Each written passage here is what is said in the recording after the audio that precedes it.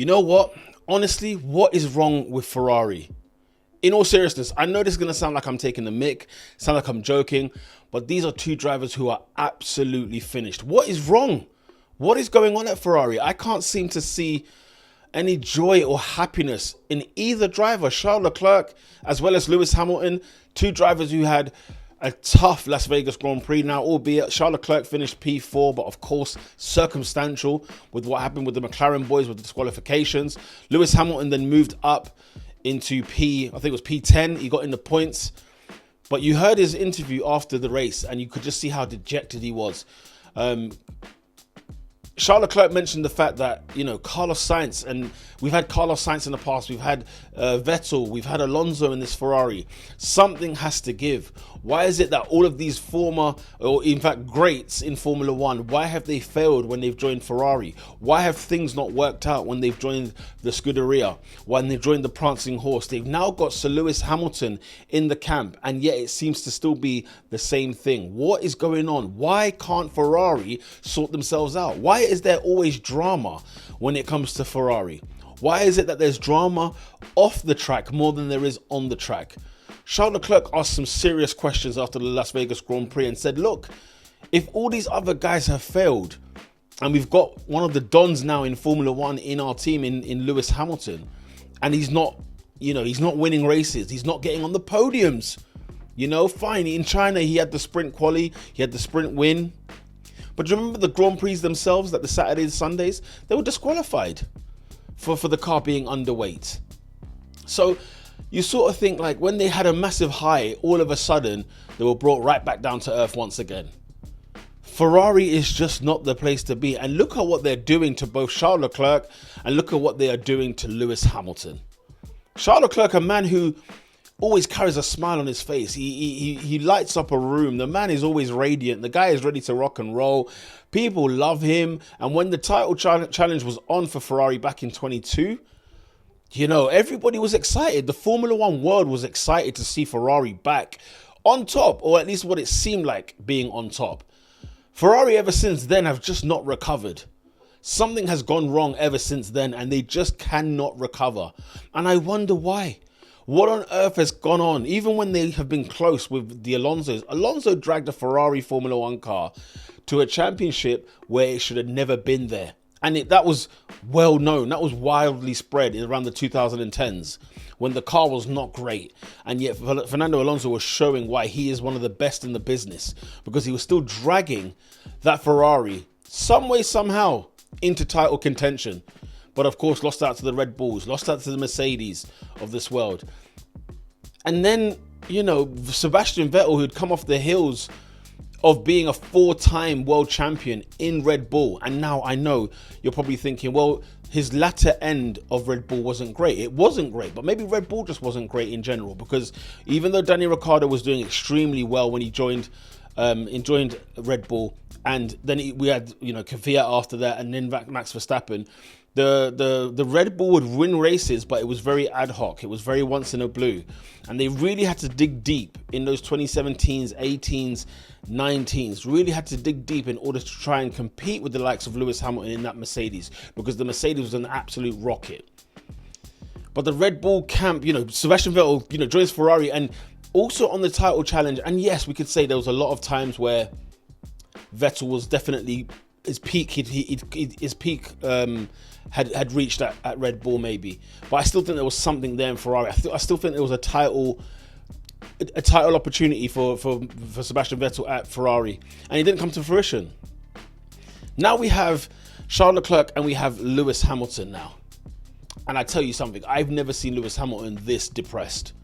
The man's depressed. The man is depressed. He talked about going for a cry in the summer break, going back to see his family. He's taking these trips around the world just to get some solitude, just to get some sort of scenery and kind of, meditate and think and contemplate. And we all need that from time to time. There's no doubt about that. But I'm seeing a man in Lewis Hamilton who looks beaten. He looks punched up. And I say this because when he was asked after the Las Vegas Grand Prix, he was asked, are you, you finished P10. He started like P20 and you finished P10. And he was like, yeah, like It's not good. I could have done more. And the whole Ferrari fiasco of it all, when Hamilton didn't make it through Q1 because he ran out of time and there was a bit of miscommunication here and there. The communication at Ferrari, let's have it right, has been shambolic with the drivers. We've seen it with both drivers, both in Leclerc and in Lewis Hamilton. The communication has been absolutely dreadful and awful. So you go through that situation in qualifying in Las Vegas, then in the race to get up to P10, and obviously circumstantial again because Oscar Piastri and Lando Norris were disqualified. You know, Hamilton was almost P12 in lap 1 and he finished P10 in the end and would have probably finished P12 had Oscar and Lando not been disqualified. But then when he's speaking to the press afterwards, he's like, I can't wait for the season to be over and I'm not looking forward to next year either. Now next year, 2026, it's a brand new start for many, many reasons. There's new regulations. We're not staying in the same old cars that we've got used to. The cars will look a lot different next season. And yet, the man is not ready. The man is not looking forward to it already. How can he already be defeated about 2026 and we're in November at the time of recording in 2025 with 2 races to go in the 25 season? That's a concern. The reason I'm making this video is because when I've heard both drivers speak the way they have, and bear this in mind, this is off the heels of when John Elkin, is it CEO or chairman or whoever, basically said, look, we need to stop blaming everybody. The drivers need to stop talking. They need to shut up and drive.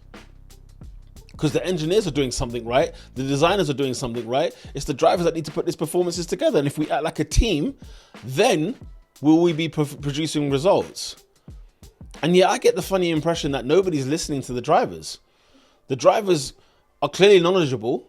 Certainly Lewis Hamilton is. You can't be a 7-time world champion in Formula One and not have knowledge on what makes a car tick or what makes a car tick for you. And, going into Ferrari, Lewis Hamilton knew that he was going to be going into a team where there's going to be a lot of mindset shifting for himself, where he's not going to be going into a team like Mercedes where it's well oiled, but in a different way. And Ferrari, I won't deny that it's well oiled. Of course it is. It's a world-class Formula One team. It's one of the biggest, if not the biggest Formula One team in Formula One history. Let's have it right. Let's. But behaviors do need to adapt, change with the times. What worked in the 2000s doesn't work in 2010s, doesn't work in 2020s. And we're in the mid-2020s and Ferrari's still not having a championship driver since 2007. And even then, they were fortunate to an extent just because McLaren were mucking around in 2007. But to not have won a driver's championship since 2007, to not have won a constructor's title since 2008, Ferrari, there's elephants in the room that you're not addressing. They're not addressing them.